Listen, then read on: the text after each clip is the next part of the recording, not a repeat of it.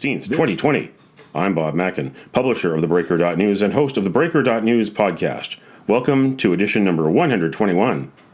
The Breaker is your source for news, opinion, and analysis about British Columbia issues, institutions, and influencers. Later, I'll tell you how you can support The Breaker. On this edition, I continue with this month's special coverage of the 10th anniversary of the Vancouver 2010 Winter Olympics. I'll look at what went on during the 10th anniversary of opening day on February 12th. But first, highlights from my appearance on Mike Klassen's Vancouver Overcast podcast, looking back at Vancouver 2010. We have conversations with city leaders and innovators. It was 10 years ago this month that Vancouver, British Columbia hosted the world at the 2010 Olympic and Paralympic Games. Many have described the 2010 Olympics as Canada's defining moment on the world stage.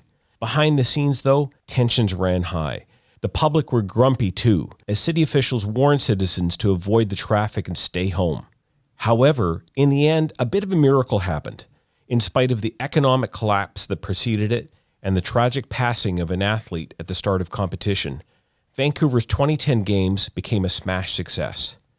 In the second part of this two-part conversation with journalist Bob Mackin, we discuss the pressure cooker days of the Games, and we also ask, would it ever happen again?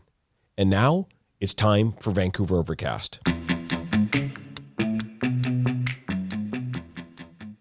As they always say with an Olympics, no matter how many controversies there are, it's always the athletes that save the games. No matter how many controversies there are coming into the games, those controversies often just get pushed to the side or delayed until after the games. But then the athletes take over because these are the people that really should be at the center of the games. The games should be a sporting event. They've been bastardized in so many ways by political agendas, by corporate agendas, and of course the security overlay, all these fears. But when the athletes actually start performing and excelling and succeeding and winning, and those are the stories that we all come for, that draw us to the Olympics at the start. So, Bob, what I'm going to do is I'm going to take a little break. You're listening to Vancouver Overcast. My guest is Bob Mackin from theBreaker.news. We're talking about the kind of run up to the 2010 Games and what happened. I'd like to spend a few minutes with Bob as we close out to talk about the event itself and what happened and perhaps what's next for the city.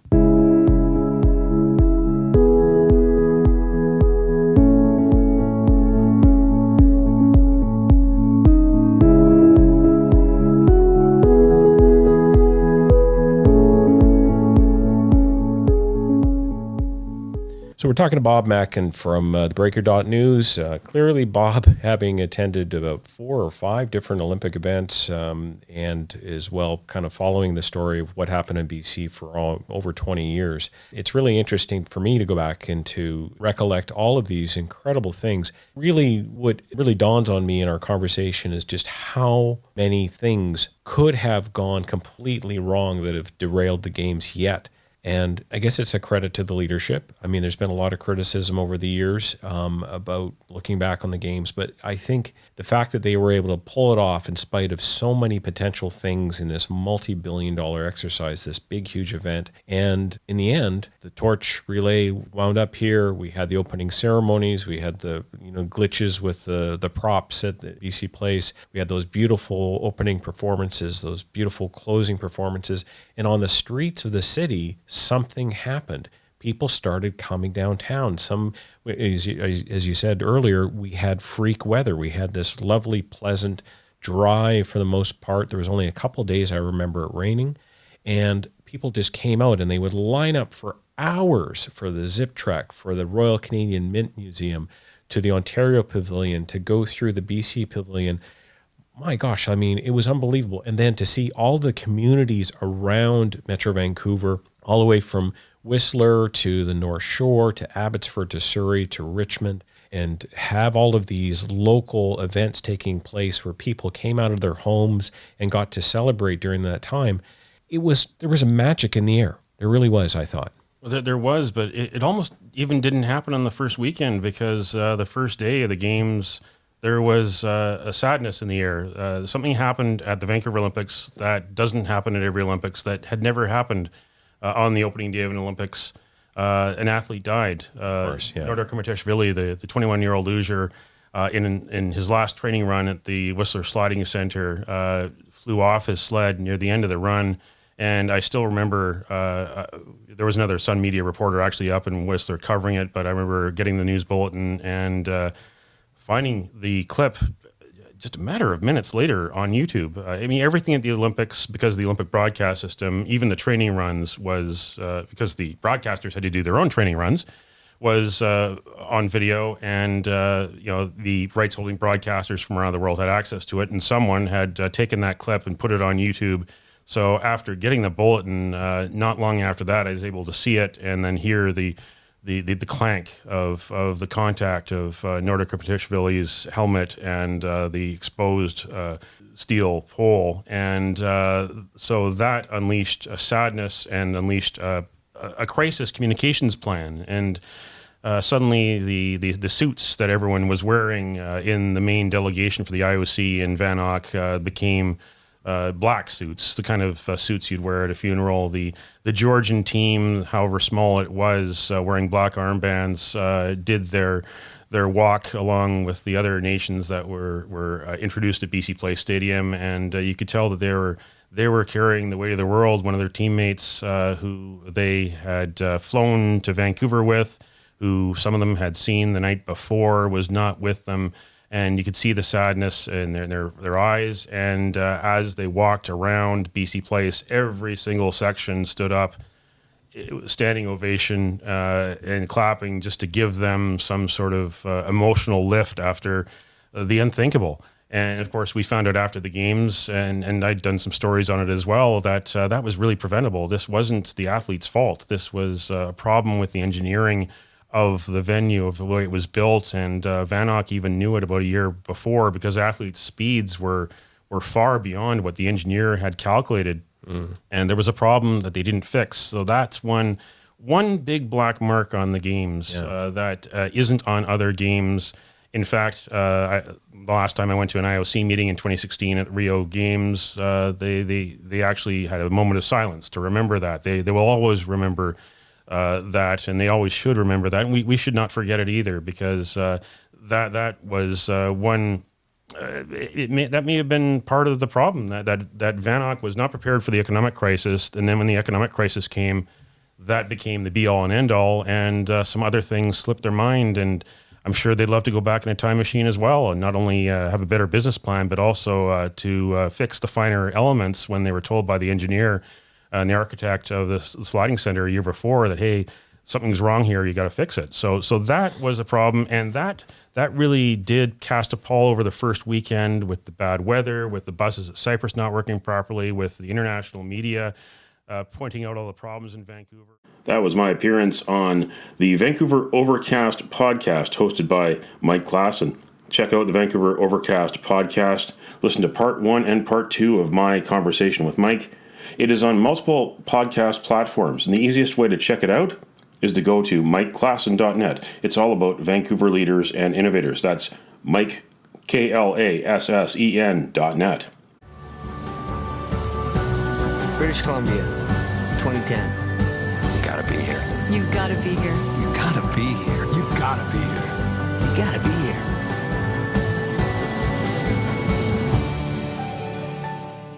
On February 12th, the 10th anniversary of opening day of the Vancouver 2010 Winter Olympics, the cauldron at Jack Pool Plaza was relit.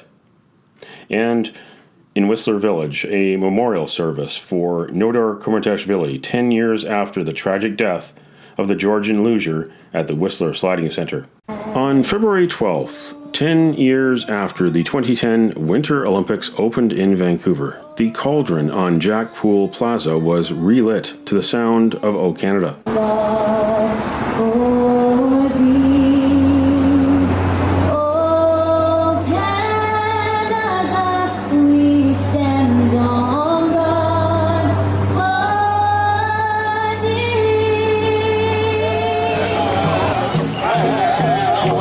Under sunny skies in Whistler Village, a procession on the village stroll to the Olympic Plaza. The reason was the 10th anniversary of the fatal crash on the Whistler Sliding Center that claimed the life of 21-year-old Georgian luger Nodar Kriptashvili.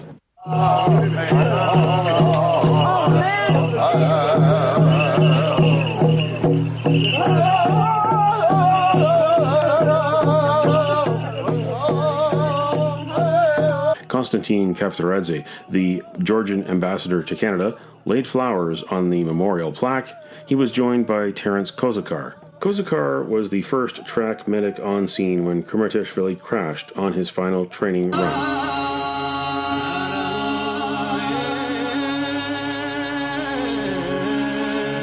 Also among the speakers was Mo Douglas, former Community Relations Director with the Vancouver 2010 Olympic and Paralympic Winter Games Organizing Committee, also known as VANOC.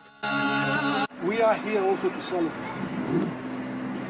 to celebrate life of this young, brave Georgian man who came here to be a champion. Very ambitious man. When he didn't have facilities in Georgia, he traveled to Austria and Germany to train. And through 2008, 2009 cycle of World Cups, he gave everything he had in order to qualify for Olympic Games.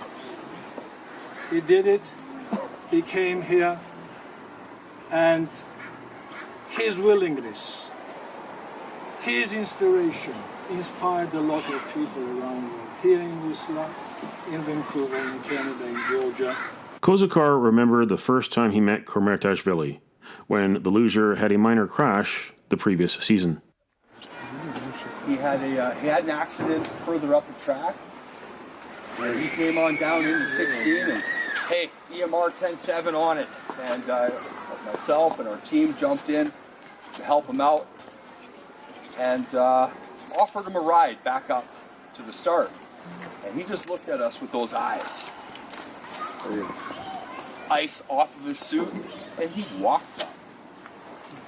Determined. The next day, the same thing happened. But he got in the vehicle. And I drove him up to the way dock. And it was the most beautiful thing, because I looked at him, I said, "You got this, brother. Hey, my name's Terence Kozakar." And he didn't even shake my hand. He gave me a fist pump out of respect because he had spikes on his feet. That's what I remember most.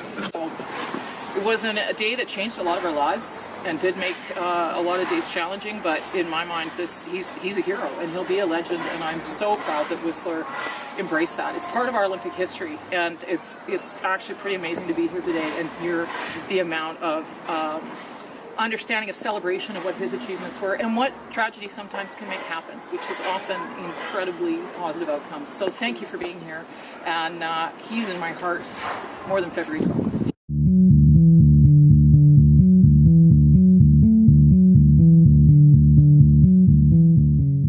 The Vancouver 2010 Winter Olympics were supposed to herald a new era for Canada's Indigenous peoples. Leaders of the four host First Nations, the Squamish, Musqueam, Tsleil-Waututh, and Lillooet, got VIP access to the Games after being part of the organization and gaining economic benefits for their First Nations along the way. The Squamish, Musqueam, and Tsleil-Waututh have stuck together after the Games. They have become major players in real estate and have political clout that they did not have before Vancouver 2010. But many of Canada's tribes continue to struggle with poverty and governance issues. 10 years after the Games, the biggest national story right now is the protests against the Coastal GasLink pipeline through traditional Wet'suwet'en territory in central BC. The elected band council supports the pipeline, but the hereditary chiefs do not. A judge banned their blockade, and the RCMP moved in to make arrests. That sparked the Shut Down Canada protest movement that has snarled bridges and railways throughout the country. If you remember Vancouver 2010, protesters tried to tie up traffic on the first couple of days in a bid to stop the Games. They delayed four host First Nations chiefs and other politicians from arriving at the opening ceremony, but they didn't derail any of the events. On February 11th in Victoria, protesters supporting the Wet'suwet'en hereditary chiefs tried to stop the throne speech at the legislature. They didn't succeed, as Lieutenant Governor Janet Austin found her way into the building through a secret entrance. But not before protesters surrounded the legislature and denied access to not only politicians but members of the press gallery and staff of the legislature. In this clip from the Twitter feed of Sean Craig, protesters with their arms linked block Richard Zussman of Global News from walking up the stairs. He eventually climbed from the side of the stairs to get into the building.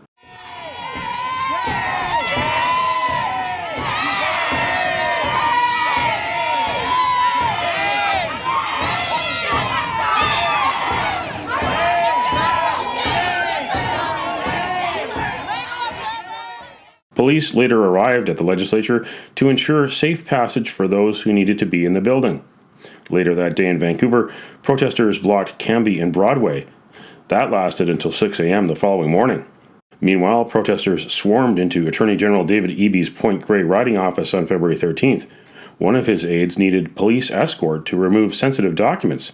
By late afternoon, protesters had left, while others blocked the West Coast Express tracks in Port of Whitlam overnight, canceling morning service. Protest leader Natalie Knight, and sounds from David Eby's office.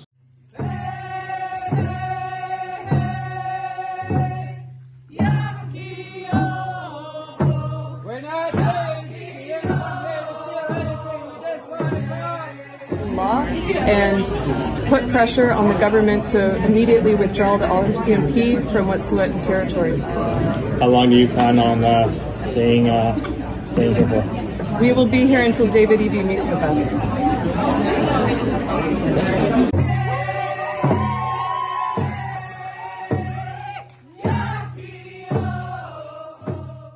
The incidents sparked question period debate. Here is Richmond Queensborough BC Liberal MLA Jazz Johal and NDP Premier John Horgan on February 13th. Thank you, Mr. Speaker. You know, what we have witnessed the last few days is not some spontaneous uprising, but a well-funded and coordinated national strategy to shut down vital infrastructure and inconvenience the public.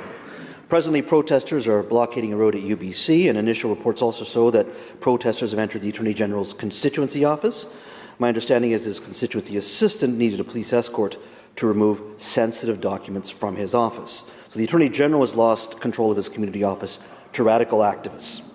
These same activists also disrupted goods and services and people at the Swartz Bay Terminal on January 20th, Delta Port and Port of Vancouver February 8th and 9th, Vancouver City Hall February 9th, Johnson Street Bridge and Bay Street Bridge February 10th, Helijet Victoria Terminal February 11th, Vancouver Cambie intersection February 11th, Granville Street Bridge yesterday, and tomorrow we have a planned shutdown of government offices. It doesn't end there, Mr. Speaker. I have a letter here from Ken Veldman. He's Vice President at the Prince Rupert Port. That port has been severely impacted by these very actions as well. So I want to read a quote from his letter. He says, quote, "Operations are being wound down at the Port of Prince Rupert, with terminals receiving no rail and working with current cargoes on hand and capacities available. Terminal operations are being severely curtailed, labor is not being called in, and the situation is expected to deteriorate even more in the next couple of days, and will likely cascade into BC and Canadian exporters curtailing operations in multiple industries, including mills and mines.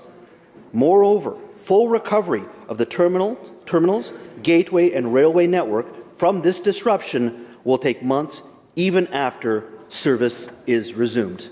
End quote.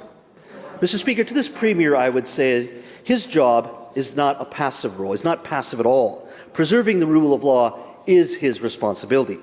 Will the Premier stand up for the hardworking men and women of BC and bring back the rule of law? Premier. Thank you, Honourable Speaker. And I guess the word of the day for the Liberals on their word of the day calendar was passive, because I've heard it a few times. And I just want to say to all members of this House and all British Columbians that I don't believe there's a person in this room who doesn't believe that unlawful behaviour requires consequences. And I think everyone also understands that law enforcement, in the face of illegal behaviour, has every tool at their disposal to take action.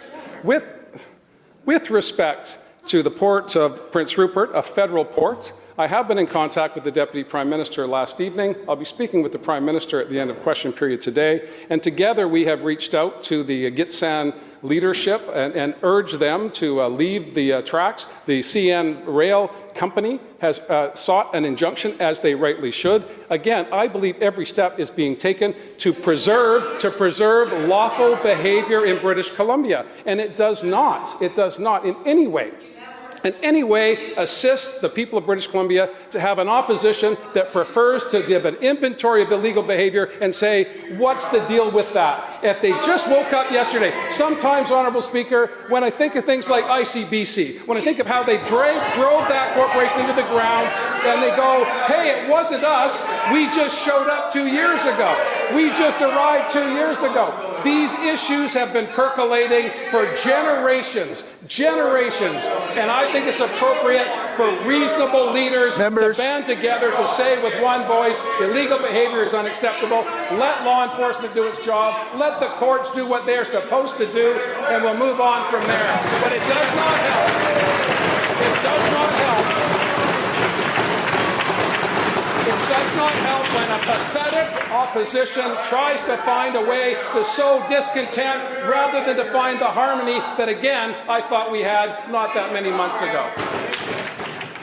Later on February 13th, Speaker Darryl Plecas sent a lawyer to BC Supreme Court and was granted an injunction to stop any protests from blocking doors.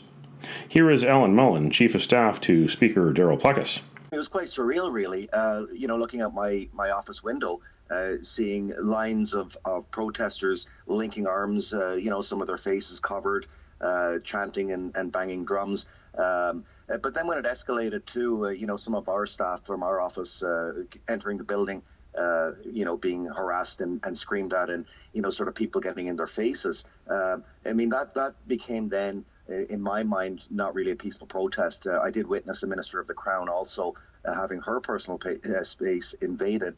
And obviously, as I think everybody knows by now, we did receive reports of people being assaulted. So it was quite a surreal situation, though, to be inside that building and essentially try and get our staff and other staff into the building safely. Now, the Lieutenant Governor eventually did get into the building through a secret entrance and do her important job, which is to start the new session of the legislature, which was the reason for the legislative meeting on February 11th. After that, the protests eventually did dissipate, but Speaker Darryl Plecas had a lawyer go to court and receive an injunction to restrict future protests, to make sure there is no behavior like that of intimidation or blocking of people. Tell me more about the injunction. Well, yeah, that's exactly right. I mean, the Speaker and I think everybody are the greatest fans of the democratic right to protest. That is not what's at issue here. We are saying, come to the legislature, come to the precinct and have your demonstrations, have your peaceful protests. But we felt it was necessary, and the Speaker felt it was necessary to get the injunction. And what that injunction says is, you're more than welcome to come to the legislature and protest, but what you're not welcome to do is to be blocking entrances and exits, which is exactly what we saw on Tuesday. That creates a serious hazard, obviously a fire hazard, an emergency hazard if people are trying to get in or out of that building. So that injunction clearly states that any person that blocks doors or impedes those doorways for people coming in or out are in direct violation of that injunction and are subject to immediate removal and or arrest. Various government ministry offices around Victoria were picketed by some of the same people and the same cause on February 14th. Were there any major incidents there? Anything remarkable on that day? No, we haven't heard of any major incidents to speak of. It seems that it was certainly smaller groups at those ministry and government offices, and it seems that they were not impeding people from coming or going from those buildings. It was more trying to garner support from passing vehicles, honk their horns and that kind of stuff, and they had signage, but they weren't trying to block people's access, which they were doing at the legislature on Tuesday. On February 15th, protesters blocked the CN rail tracks in East Vancouver near the Renfrew SkyTrain station. That meant cancellation of twice daily Amtrak Cascades rail service to and from Seattle. Last month, Mexico's president, Andrés Manuel López Obrador, used his power to reroute a pipeline around Aboriginal land in his country, even if taxpayers are stuck with the bill. That pipeline? It's going to be built by the same company that wants to build Coastal GasLink. Will Prime Minister Justin Trudeau do the same in BC? Stay tuned.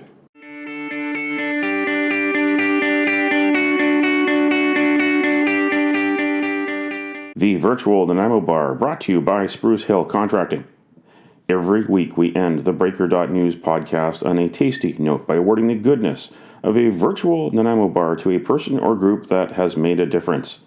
A virtual version of the province's favorite dessert bar goes this week to the thousands and thousands of blue jackets from Vancouver 2010. The volunteers from all walks of life who wore blue jackets and helped stage the Vancouver 2010 Winter Olympics and Paralympics 10 years ago. Whether they were working in first aid or just helping visitors get around, thank you for your service. You can nominate someone for a virtual Nanaimo Bar. Send me an email to bob@theBreaker.news. Spruce Hill Contracting, custom homes and renovations. Find more information at sprucehill.ca.